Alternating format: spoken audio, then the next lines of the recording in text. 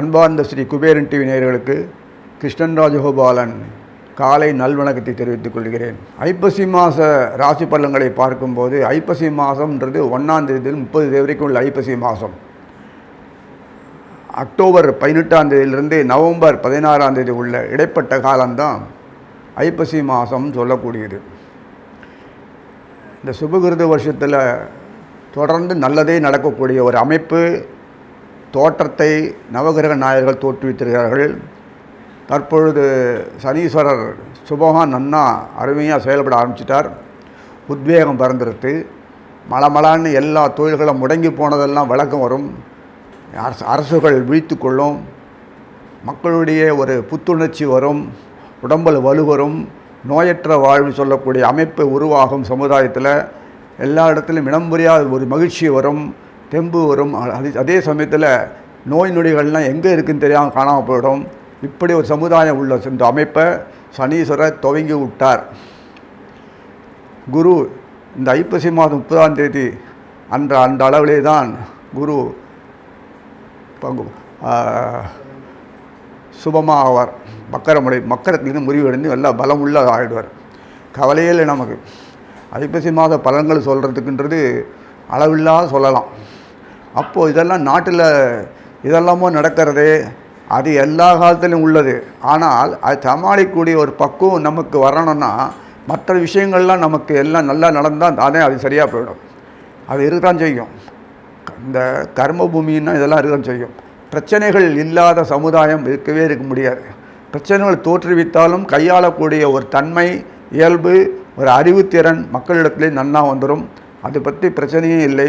எடுத்ததுக்கெல்லாமே முகஞ்சூடு திண்டு போர்த்துண்டு பார்த்துண்டு இப்படி ஒரு முடக்கத்தனமாக காரியம் செய்ய முடியாத ஒரு இடையூறுகள்லாம் நிகழ்ந்து போய் மலமலாம் என்று சூழ்நிலை எல்லாமே அமைப்பாக வந்துடும், ஏற்றமாக வந்துடும். அப்பேற்பட்ட தன்மைகளில் இருக்கும்போது இந்த ராசிநாதனுடைய கிரகனுடைய பொசிஷன் சொல்லக்கூடிய நிலைமையை பார்க்கலாம். இந்த ராகு கேது மேஷத்தில் இருப்பார், கேது துலாத்தில் இருப்பார். துலாம் மாதம்னாலே சூரியன் அங்கே இருப்பார். அப்போது இந்த மாதம் ஐப்பசி மாதம் 2ஆம் தேதி சுக்லாத்துக்கு சுக்கிரன் போயிடுவார். அது போய் ஒரு 4 நாள் கழித்து 6ஆம் தேதி புதன் போயிடுவார். இப்போ சுக்கிரன் புதன் இருக்கார். சுக்கிரன் புதன் சுற்றி கொண்டு இருக்கும்போது தான் வாழ்க்கையில் எல்லா வித சௌகரியங்களும் நமக்கு கிடைக்கும். எத்தனை இடையூறு இருந்தாலும் முறியடிக்கூடிய சக்தி புத்தி ஒரு பொண்ணும் செயல்படும். எப்போதுமே நேரடியாக எதுவும் மோத முடியாது. நமக்குன்னு வழியெல்லாம் காட்ட மாட்டோம்.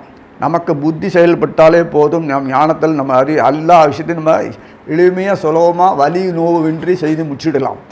எதிர்ப்பு தடை இருக்கிறது, காலம் வந்து உரைக்க இருந்தாலும் நமக்கு கைகூடவில்லை என்ற எல்லாம் கைகூடக்கூடிய காலம் இது.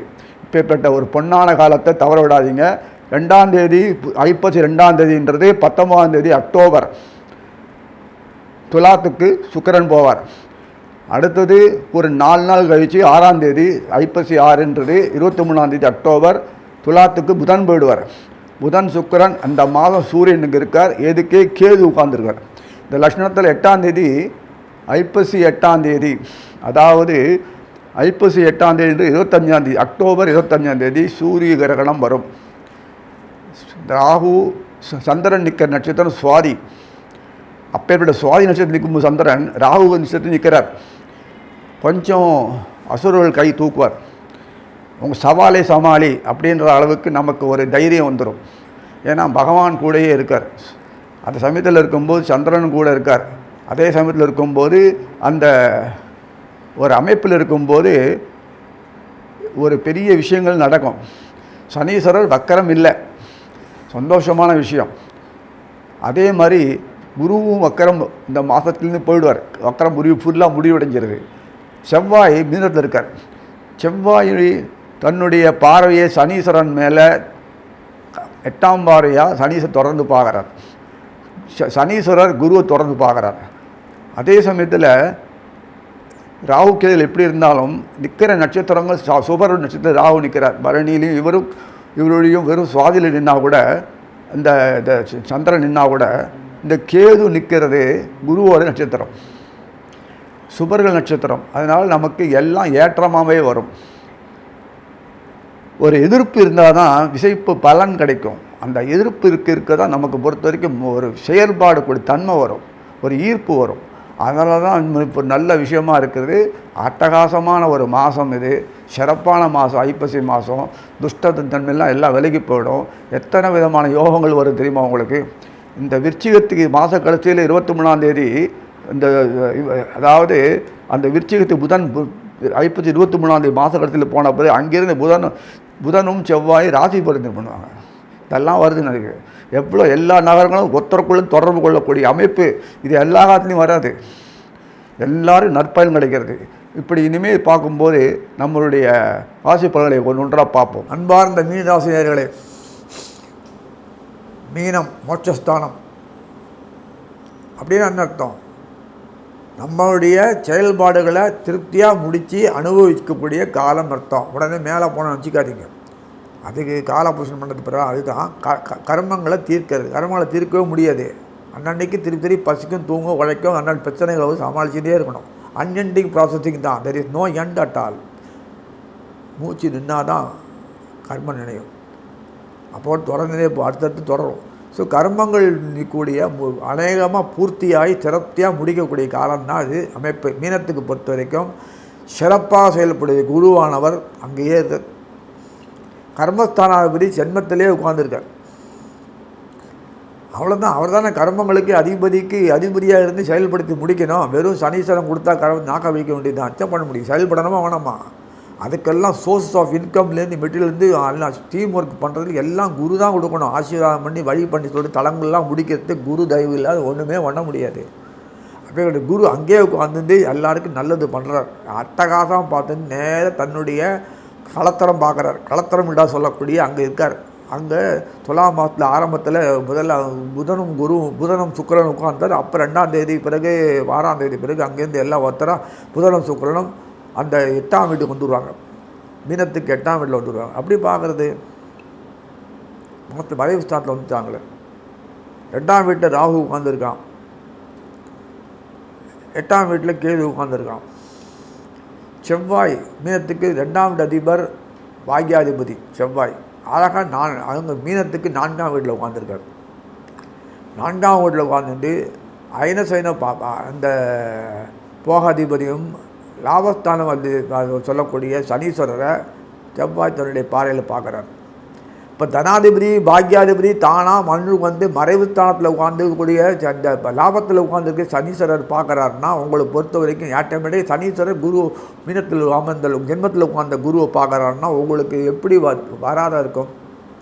அதோடு மட்டும் இல்லை, அதே சனீஸ்வரர் லாபத்தில் உட்காந்து சனீஸ்வரர் உட்காந்து ஆதாயத்தில் உட்காந்து சனீஸ்வரர் உட்காந்து தொடர்பு கொள்கிறாரு. யார்? துலாத்தில் சுக்கிரனை பார்க்குறாரு, சூரியனை பார்க்குறாரு இல்லையா?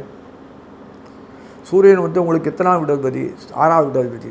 6ஆம் வீடுன்றது மறைமுக ஸ்தானம். மறைமுகமாக உட்காந்து சொல்லுவது நேரடியாக பார்க்குறாரு. இப்போ எங்கே பார்க்கக்கூடிய சனீஸ்வரர் பார்த்து உங்களுக்கு தொடர்பு கொண்டு பண்ணார் துலாத்தில். ஸோ மீனத்துக்கு பொறுத்த வரைக்கும் எல்லாருக்கும் கிடைக்கக்கூடிய பாக்கியம் தாண்டி மீனத்துக்கு நிறையவே கிடைக்கும். குருவுக்கு உண்டான மதிப்பு மரியாதை கூடும் மட்டும் இல்லை, அட்வைஸு, கன்சல்டன்சி, செயல்பாடு, நுட்பத்திறன் எல்லாமே குரு தான் கொடுக்கணும். கணக்கு கூட குரு தான் ஃபைனலைஸ் பண்ணணும். அவர் தான் சனீஸ்வரர் செயல்படுத்தினாவோட கணக்கில் போடுவார் சனீஸ்வரர். ஆனால் முடித்து செயல்படுத்தணும்னா குருவினுடைய கை அதிகாரம் இல்லாத ஒன்றுமே பண்ண முடியாது. குரு தப்புன்னு சொல்லிட்டான்னா கணக்கு ஃபைல் ஆகிடும், போச்சு. சனீஸ்வரனுக்கு பனிஷ்மெண்ட் கிடைக்கும்.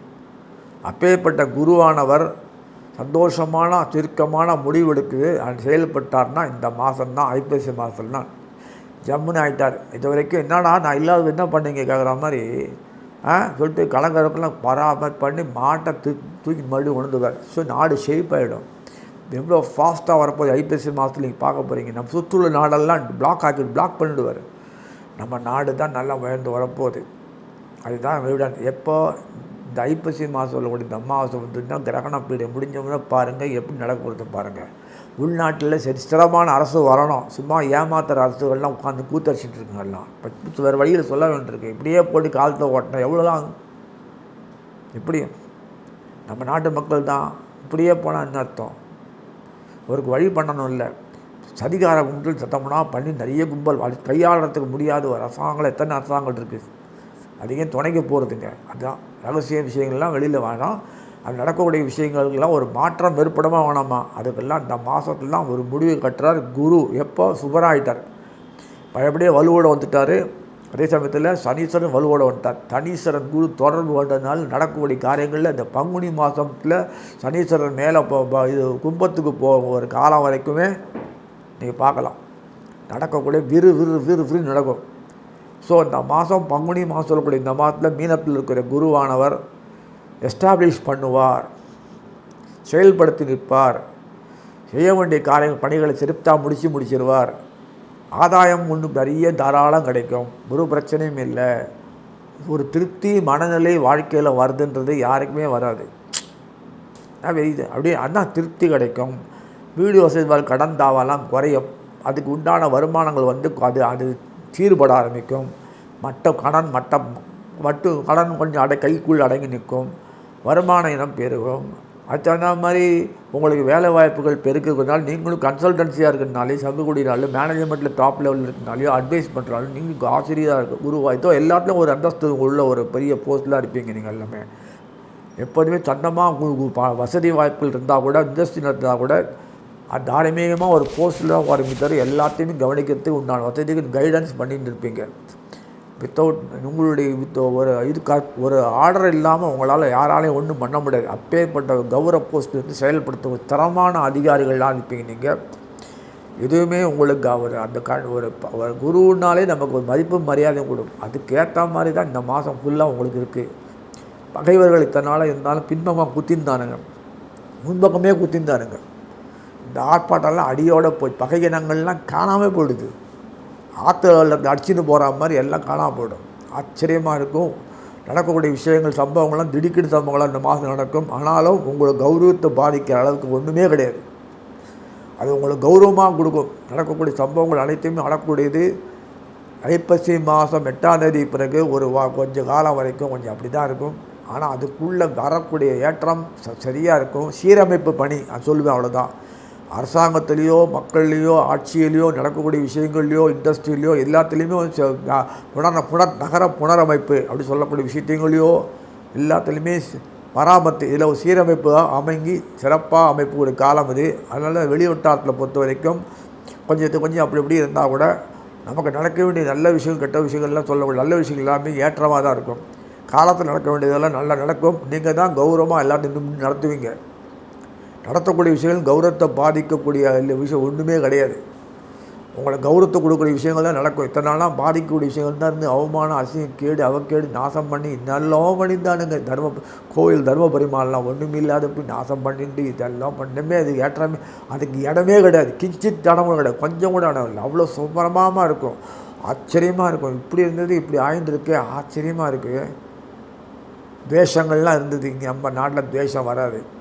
மத துவேஷம், இன துவேஷம், ஜாதி துவேஷம் இப்படிலாம் இருந்து இப்படியே அப்புறம் வந்து தாழ்வு உயர்ந்து பேக்வர்ட் கிளாஸ், ஃபார்வர்ட் கிளாஸ், மண்ணாங் கிளாஸ், அது இது நல்லாமோ பண்ணியிருந்தது. எப்பேற்பட்டவர் நீங்கள்? அத்தனை ஆழ்வார் ஆச்சாரியர்கள் மகன்களும் யார் பிறந்தாலுமே இப்படி தான் இருக்குன்னு அந்த காலத்தில் இருந்தால் கூட ஒரு கட்டுக்குள் இருக்கணும் இல்லை, கட்டுப்பாடோட சமுதாயம் இருக்கணும் இல்லை, அட்டுக்குள் அதெல்லாம் இருக்கக்கூடிய சமுதாயத்தை உண்டாக்கக்கூடிய அமைப்பு இந்த மாதம் இருந்ததுனால ஏற்றமாக இருக்கும்.